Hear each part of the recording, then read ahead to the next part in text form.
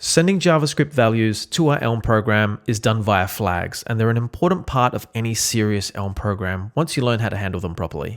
Today, we're going to create a simple Elm program and explore what flags are and how to work with them. Let's check it out. So the first thing we're going to do is set up a little Elm project. So from the console, let's run Elm init. Say yes to this. We're going to be using some browser APIs, and I'm going to be doing that with TypeScript. So let's install Parcel to bundle that up for us. The reason I like Parcel is that I don't have to write any config for it. Parcel just works it out based on the files that I have. So from the console, let's do pnpm init. Nice. Now we can install some Parcel packages, and we can do that with pnpm install Parcel Elm at Parcel core at Parcel transformer-elm TypeScript. And that's done. Nice. Okay, let's open up the project, and in source, I'm just going to create a main.elm, and I'm just going to jump over to the Elmlang website and grab the starter code. Elmlang in the guide. We can see the quick sample here, and I'm just going to grab this. I always do this. Paste that in. Give that a save. Nice. So the first thing we can see is that this program is a Sandbox program. So as the name suggests, it's Sandbox and not able to communicate with the outside world. We're going to need a different program type to actually use flags. But first, let's address the LSP warnings that we're missing type annotations. I'm just going to cheat a little bit here and use the code action. Nice. Okay, if we jump to definition on Sandbox, we can see that the init field only takes a model, but what we actually want is a program that lets us work with flags. Let's go back and change Sandbox to document. Now, if we jump into the document definition, we can see that init takes a flags argument, and this is perfect. This is exactly what we want. You can think of flags as some JavaScript value that we pass the Elm program when it initializes. We currently don't know what that looks like, so the alias here is flags, which means any. Okay, so the document program has a bit of a different shape, which is why the LSP is complaining. So let's go ahead and make everything happy, and I'll start with the init function. Let's separate this because we're going to end up with a bit of logic in the init. We can call it init, and the type will be an alias we call flags, and it returns an int command message. Let's ignore the flags argument for now by adding an underscore, and what we're going to return here is a tuple of int and command.none. Let's now add this init function to the init field. Nice. Okay, next let's do the update function. And this is going to return a number and command message. And we're going to have to update these here for the increment. We'll just wrap that and do a command.none. Same deal for the decrement. Let's wrap this in parens. And here we're going to add a command.none. Okay, next up is the view. Here, what we want to return is actually a document. We can just import that document here. And if we jump into definition, we can see that the document returns a title, which is a string, and a body, which is a list of HTML message. Let's get back in there. I'm going to wrap all of this in curly braces. I'll add the title, and I'm going to call it Elm Hacks. And then I'm just going to do the body field. And in here, I'm going to wrap this in brackets. And that should be good to go. Okay, so lucky last, if we check out the error message up here, we can see it's expecting a subscriptions field. So let's create a separate function for subscriptions. Hopefully the LSP is going to give me a snippet here, and it does. Nice. I'll need to change this model to an int. And then I'll add subscriptions function to the subscriptions field. All looks good. Now let's get this thing loading in the browser. Okay, let's now create an index.html file. And I'm just going to paste in some code here. Nothing too weird, basic boilerplate HTML document. At the bottom, we're loading an index.ts file, which we'll create now. Okay, let's create that index.ts file. And we're going to load the Elm program here by importing main.elm. And Parcel will know how to resolve everything here, which is the nice thing about Parcel. And I'm just going to add a @tsignore that removes a couple of errors here. Then we want to init the program. Let's do elm main.init. Let's pass it a node, and that's going to be the document query selector, and we're going to use that main DOM element. And then we have this other field called flags, and you can probably guess that flags we pass our program will be included here in this field. For now, let's pass an empty object. We're ignoring this value in the Elm program anyway, so it doesn't matter. Okay, let's now jump into the console, and we're going to use pnpm parcel index.html. Looks like everything compiled and something's going on at localhost 1234. Let's jump in the browser, new tab, let's paste it in. Boom, we've got a working Elm program, not too shabby. So now let's put a little constraint on our program here and say that we want to support dark mode as we should. Now, although Elm has a browser module, it doesn't have the ability to use certain JavaScript APIs that will detect dark mode. We need to actually write JavaScript for that.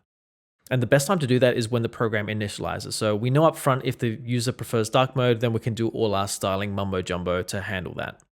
So what we can do is jump into our index.ts file. And then here for flags, let's use window.matchMedia, prefers color scheme dark, and .matches. So this is the API that we need to detect dark mode, and we're going to pass that flag into our Elm program. Okay, so let's jump back into our main.elm file. And now I'm going to show you the wrong way to do this, and then I'm going to show you the right way to do this.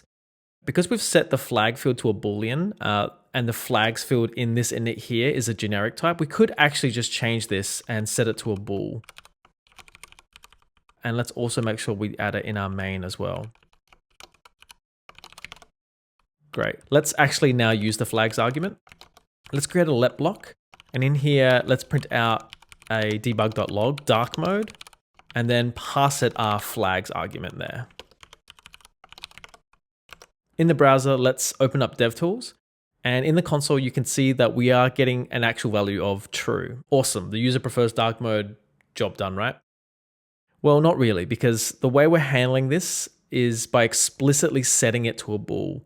We are essentially telling our Elm program, hey, this value is coming in as a bool. Trust me, trust in JavaScript. It's all good. Now, this is a terrible idea because JavaScript is wild, and a user might be on a browser that doesn't support Match Media API. Maybe a script somewhere overrides this value. Absolutely anything could happen from JavaScript land. So to demonstrate this, let's jump into our index.ts file. And I'm going to set the flags field instead to the number 24. And then checking in our browser, you can see that nothing renders. We do get a decent debug message, but you're not going to see that in production. Your users will get a blank screen and not know what the hell is going on. Elm programs are almost impossible to kill, but this is definitely a way to do it. So avoid this if you can, and let's use the Elm conventions and do this right. Okay, so instead of using a bool, the Elm way to handle this is to treat them as a JavaScript value, and for that we're going to need the JSON package. So from the console, let's run elm install elm/JSON. And we can see here that JSON's already an indirect dependency, so Elm is going to make that a normal dependency for us. So we'll just go Y. And back in the code, let's change this bool to be in the init to be a value. Let's import that. Let's also make sure that we change it in main as well. Okay, so we can't actually use the value type directly. We actually have to decode it into some Elm primitive. So let's do that now. Okay, so in this let block, I'm going to add a result variable, and I'll do a case statement in here. I'm going to import decode value and also the bool decoder, and just pass it the flags. So this returns a result, and we need to pattern match to get the value out. So I'll just modify this debug. And if it's okay, I'll just put an FL, and I'll make that debug dark mode success. And if it's not an okay, then I'll just reuse this debug and make it failed. If we check the browser, straight away you can see our program is rendering fine, even though our decoder failed, as you can see from the debug message here. So the main thing to take away from this here is that if we decode values passed in from JavaScript, Elm gives us a result where we can actually handle that error and not actually crash our entire program. So let's now do something a bit more interesting with the flag that we passed in. Okay, let's make a separate type for the model, and we're going to say type model. And this is going to have two variants. One is going to be called ready, and this is going to hold our int. And the other one's going to be error. And this is for the case that we get a decoder failure.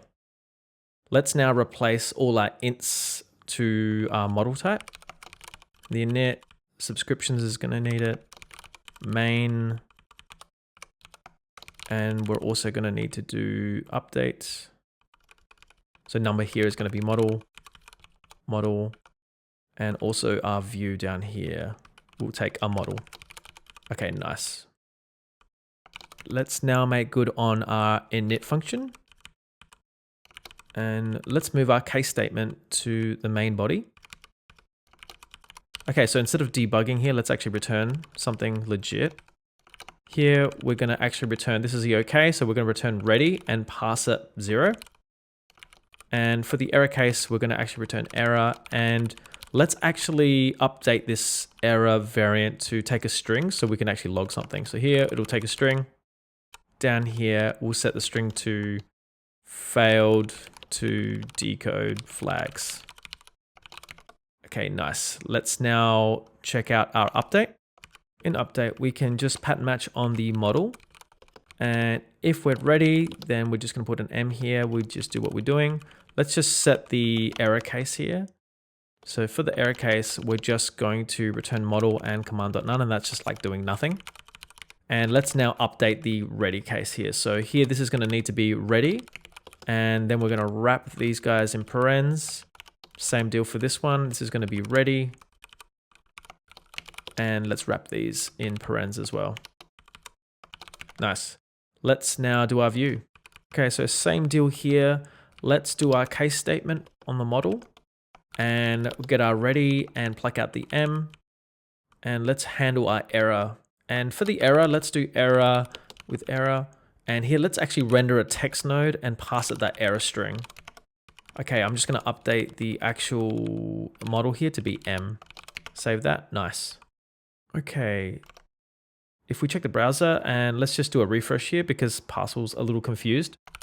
As you can see, we're actually rendering the error case because we added a 24 int instead of a bool, so the decoder's actually failed. But if we go back to our index.ts file here, change this back, check out the browser, we have a successfully rendering Elm program. Very nice indeed. Okay, let's actually do something more interesting with our decoded bool. Back in main, up in the model here, let's actually add a bool to this ready. And this bool is going to represent our dark mode value that we are decoding. So from our OK branch, we can add our FL argument there, which is just the flag. And then we need to update everything else. So here, ready is going to have access to that dark mode. And let's just update every instance of ready here. Let's just pass in the dark mode. There are much better ways to model this, but it's okay for demonstration purposes. Dark mode, and for the decrement, same deal. Let's make sure we include our dark mode. And for the view, we also want to include our dark mode here to handle that extra argument. Yep, nice. Okay, to use our dark mode predicate, I'm going to change the background color of the element. So here, let's create a let block, and we're going to create a variable called dark mode styles. And we're going to say if dark mode, then, and let's just do an inline style, import that. And we're going to target the background color. And let's make it black. And for the else, I'm just going to copy this one here. And instead of black, let's just make it white. And now we're going to add this to our attributes. Dark mode styles. Nice. Now, if we open up the browser, refresh this, we can see that our element is now black because our dark mode is true. Our preferred is dark mode. Now, clearly in the real world, you're going to want to handle the entire page reacting to whether they prefer dark mode. So this is just for demonstration purposes, and I think you get the gist of it. Okay, for the ultimate test, let's jump into the Firefox settings here, about preferences. Let's change our theme to light and jump back into our Elm program, refresh that, and yay. You can see that our program is now reacting to the dark mode preference. So job well done. In this video, we created a simple example of how to handle init flags in our Elm programs, and we worked out that the right way to do it is using decoders. In the real world, our flags might be a whole lot more complicated than what we did today. So in the next video, we're going to tackle decoding more sophisticated objects. So make sure to subscribe and not miss that video. Thanks.